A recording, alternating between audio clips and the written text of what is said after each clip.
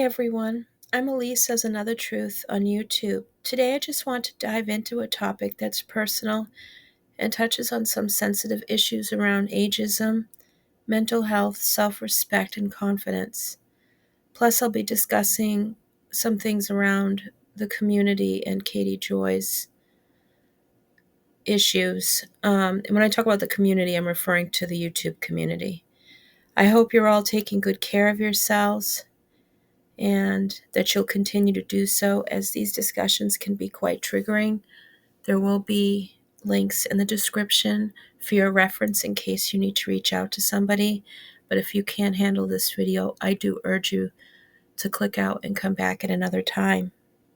Now, everything that I state here is based on my opinions and perspectives. Please don't go after anybody that I talk about in this video. Now, I want to start by addressing why I'm taking a calm and measured approach in my videos. This is relatively new for me. After speaking with my professionals and my best friend and spending some time reflecting on my own, I've decided that remaining composed is the best way for me to communicate effectively. I do use a whiteboard to organize my thoughts because visualizing them helps me think more clearly. This method has shown me that reacting impulsively or rage posting isn't helpful. Instead, I'm going to try to aim to communicate in a way that's thoughtful, which will also help me maintain my professionalism and well-being. Though sometimes I do express my emotions and what I say calmly in a certain way, but I don't think screaming and yelling, for me anyway, is helpful. Now, I want to address a specific issue involving Katie Joy. Now, you might know her as Without a Crystal Ball through different parts of social media if you're not familiar with her. Recently, Katie made a post on Instagram about Jason Duggar's engagement to Maddie Grace. As usual, Katie's post was filled with her signature snark and sensationalism.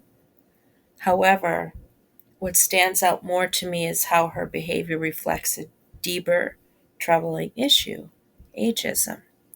Now, I want to warn you, I'm not an expert in this. This is just something that's dawning on me now, okay? So just take my word as opinion and nothing more. Now, I want to give kind of an overview on the issue with ageism in general. Ageism is a form of prejudice or discrimination against individuals based on their age. It can affect people of all ages, but more often than not, it impacts older adults. Ageism can manifest its way in various ways, such as healthcare discrimination. Nobody thinks about that. Older adults might receive substandard medical care or be denied treatments based on age-related biases. Workplace barriers, of course. Older individuals may face difficulties finding jobs or advancing in their careers due to stereotypes that they are less capable or adaptable, or that they are too rigid and stubborn. And third, social exclusion. And this I've seen a lot of as well. I mean, these all go hand in hand. Aging individuals might be marginalized or dismissed in social and personal contexts, leading to feelings of invisibility and worthlessness. That also means that there is this notion, say, such as older women can't be intimate, can't have intimate relationships. They're not as exciting, they're not as interesting. That aging women are considered grandmotherly. Not all of us are grandmothers or grandmothers yet, but we wouldn't identify solely as grandmothers, just like we wouldn't solely identify as mothers, because there are other parts of our personality, who we are, characteristics. However, if I did become a grandmother and I was in my grandchildren's lives. It would send me to the moon in such a magnificent way. It would probably change my life for even the better. I'm not going to deny that. I've seen a lot of grandmothers with their grandchildren, and it's amazing. What an amazing thing to see. But we are boxed in this context that we are no longer useful to society. And sometimes there are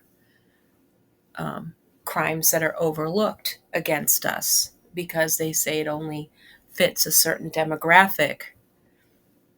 And that's also a danger of that discrimination. So we lose our value as we get older. We lose our worthiness in the eyes of this arcane thinking because our looks change. We may not be able to have kids anymore. All those things, and I think that's really unfair to impose on us, because we are worthy, whole human beings. Unfortunately, ageism is still prevalent and often overlooked even in progressive communities. It's important to recognize and address these biases to ensure that everyone is treated with dignity and respect, regardless of their age. Also, ageism is something we can do to ourselves. And I know that I am ageist against myself. Even though I feel like I deserve the world, I am harshly critical on myself.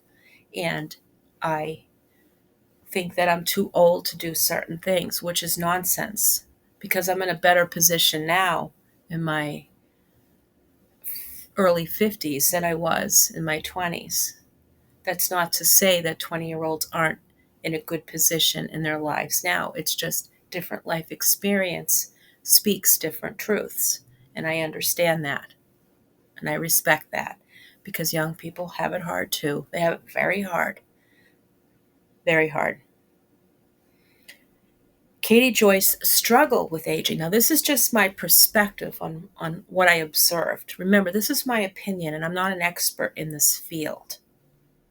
Katie Joy's behavior seems to reflect a significant fear of aging. Now, this fear is not unusual, but it can become problematic when it manifests in ways that harm others. Many people struggle with realities of aging, including physical changes and shifts in societal perceptions. Who wouldn't? For some, this struggle leads to denial or attempts to deflect attention from their own insecurities. That has been my observation anyway. In Katie's case, in my opinion, her apparent discomfort with aging might be driving her to target younger individuals and criticize their life choices. This behavior can be harmful because it projects her own fears and security onto others.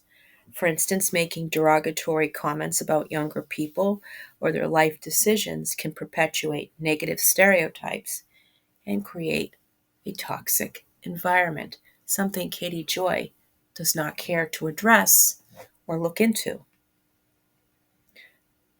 Now, Katie's behavior illustrates how ageism can have damaging effects on individuals and communities.